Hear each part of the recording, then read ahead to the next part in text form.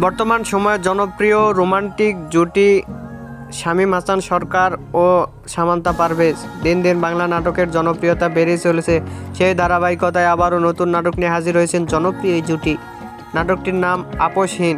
এই নাটকটিতে অভিনয় করেছেন বর্তমান সময়ের আলোচিত অভিনেতা শামীম হাসান সরকার ও আলোচিত অভিনেত্রী সামান্তা পারভেজ। এই নাটকটি রচনা ও পরিচালনা করেন মাহফুজ ইসলাম।